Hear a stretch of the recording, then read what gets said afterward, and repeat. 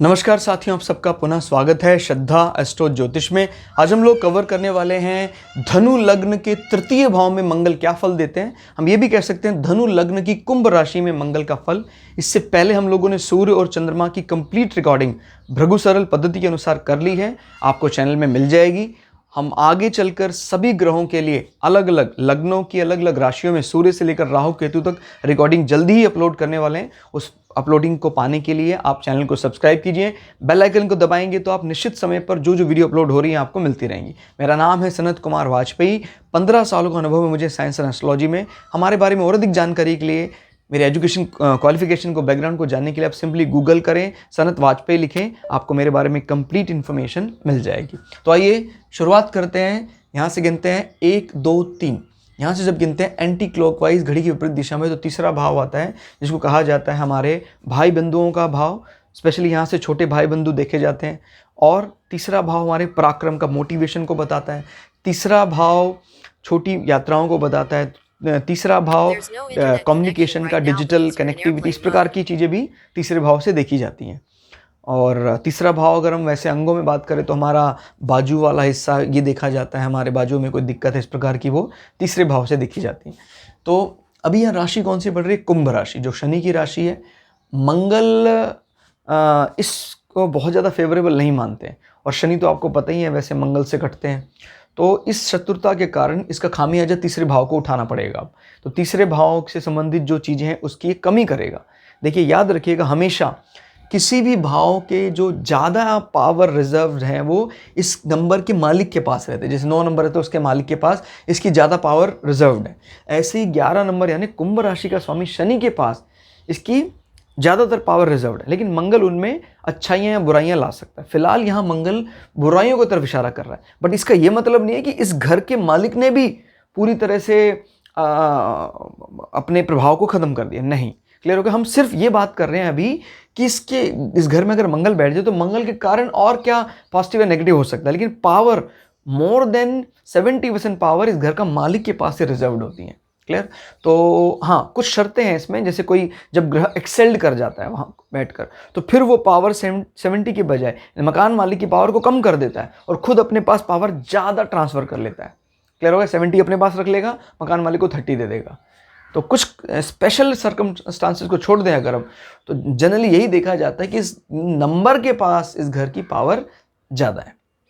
तो अभी शनि को तो हम यहाँ डिस्कस करने वाले नहीं है, सिर्फ मंगल की बात करें तो मंगल अपने इस सिटिंग के कारण तीसरे भाव में, जहाँ तक बात भाई बंधुओं की है, भाई बंधुओं के साथ संबंधों को खराब करता है। क्लियर हो गया? क्योंकि मंगल इस भाव का कारक है। तो ठीक है, मोटिवेशन तो बड़ा चढ़ा रहता है, लेकिन ये मोटिवेशन आपके लिए अनावश्यक लड़ाई झगड़े पैदा करता है। कुछ मोटिवेशन ऐसे होते हैं जो दूसरे को शांत रखते हैं। उस मोटिवेशन का क्या फ़ायदा जो हमें अनावश्यक लड़ाइयाँ दे दे। क्लियर होगा? मंगल नो डाउट आपके पराक्रम को यहाँ बैठकर बढ़ाएगा, लेकिन वो पराक्रम अनावश्यक तनाव को न्योता देगा। क्लियर?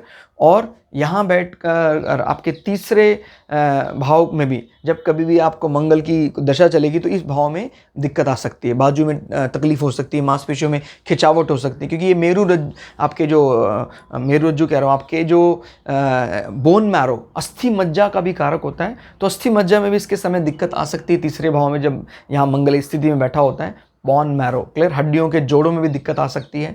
और यहाँ से मंगल आपके फॉर्मल कम्युनिकेशन को भी ख़राब कर रहा है। जो आप कोई बैंकिंग में काम कर रहे हैं, कुछ ऐसा जमा किसी को एग्री करने का काम करते हैं, तो वो होने वाला नहीं है, बहुत कठिनाई है। आप अपने साथ किसी और को रखें, या उस जहाँ पर आपका बोलचाल का काम है उस बोलचाल को आप कम करें, ना करें तो अच्छा रहेगा कि ऐसी कोई काम करें जहां आपका बोलचाल कम हो। अदरवाइज तीसरे भाव के कारण आपको नुकसान उठाना पड़ेगा। ऐसा व्यक्ति अगर किसी से ज्योतिषी कुछ बनने की ट्राई भी करता है तो फिर वो लोगों को अपने वाक्यों से नाराज़ कर देता है। क्लियर हो गया? तो बड़ा कठिन हो जाता है। जनरली दूसरे और तीसरे भाव से देखते हैं कि एस्ट्रोलॉजर बन सकता है, नहीं बन सकता है। दूसरे भाव में अगर कोई ग्रह अच्छा स्थिति में बैठ गया तो वाणी की सिद्धि दे देता है, लेकिन जो हमारा संसार का फॉर्मल कम्युनिकेशन है, व्यावहारिक जो हमारा कम्युनिकेशन है, वो तीसरे भाव से, और जो अलौकिक पारलौकिक की बात करता है वो दूसरे भाव। ये मजबूत होने पर हम कुछ ऐसी विद्याओं में भी पारंगत हो जाते हैं जो सामान्यतः लोगों को नहीं पता होती हैं। जैसे कुछ बोलते हैं तो वो सिद्ध हो जाता है। क्लियर हो गया। तीसरे भाव को सिंपल फॉर्मल कम्युनिकेशन से जोड़ते हैं। अब यहाँ पर ये देखिए मंगल किस किस भाव का मालिक होकर यहाँ बैठा है। मंगल अपने से 11 बैठा है लेकिन अच्छी स्थिति में नहीं बैठा है।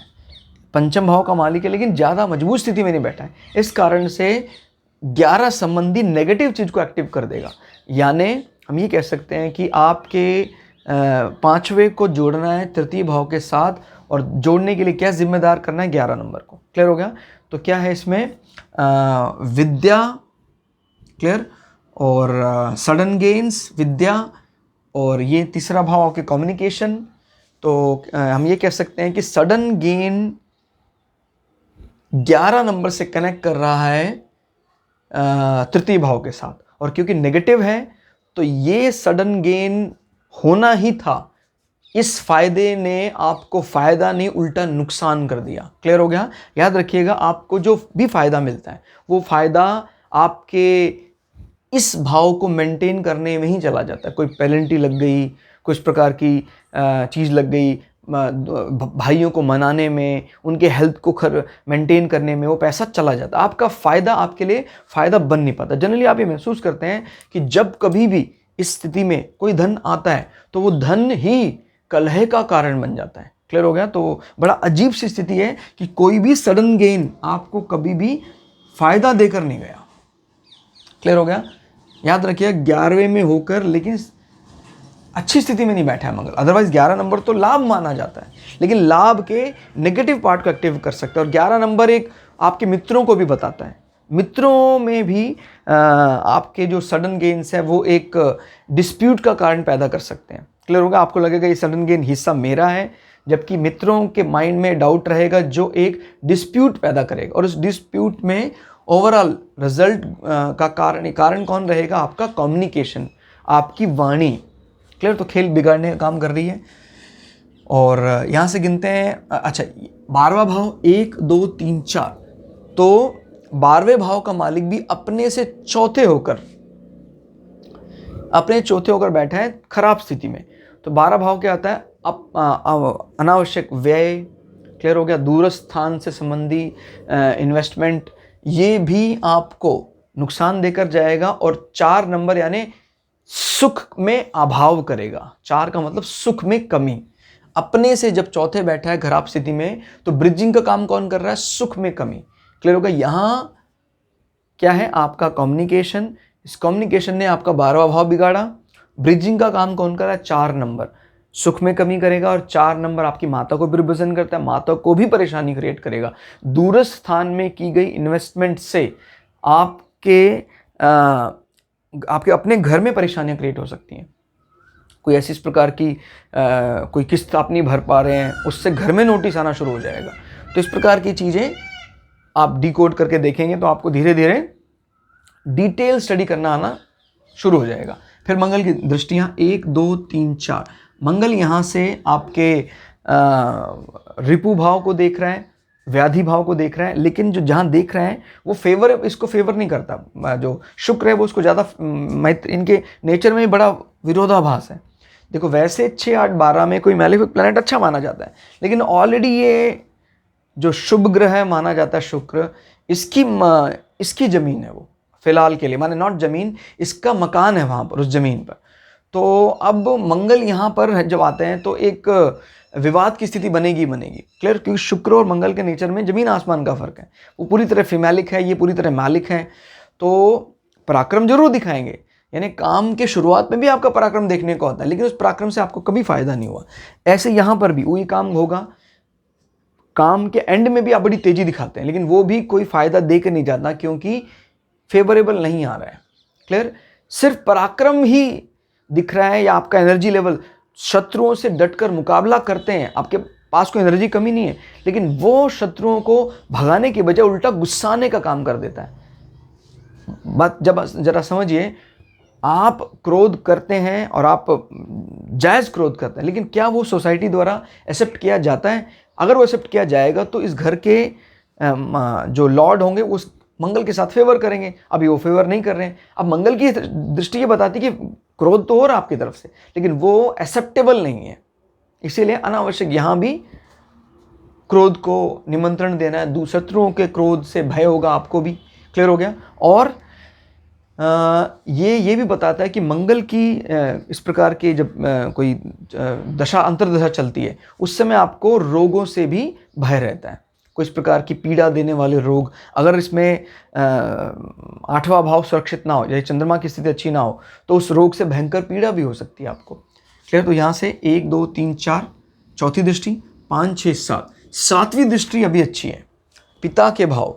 तो फिर पिता, अगर अपने मंगल को सुधारना है तो फिर जो दृष्टि अच्छी पड़े उसको पकड़ लो बस। पिता से अपने संबंधों को बढ़ाओ, गुरुओं से संबंधों को बढ़ाओ, वही आपके भाग्य को इंप्रूव करेंगे, आपके धर्म को इंप्रूव करेंगे। आप लंबी यात्राएं करेंगे तो उससे कुछ फायदा होने वाला दिख रहा है यहाँ पर अभी। क्लियर हो गया।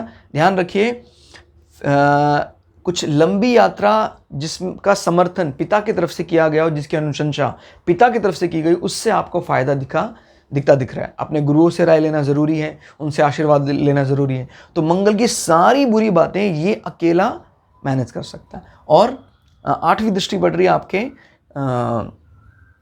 आय भाव में, नॉट आय भाव, ये आपको कहा जाता है जॉब करियर।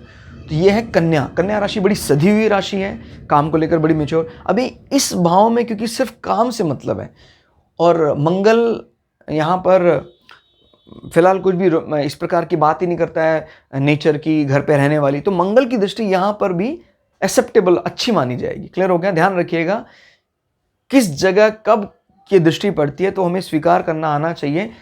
हर बार कन्या राशि में मंगल की दृष्टि खराब या अच्छी नहीं होती है, उस भाव से देखा जाता है।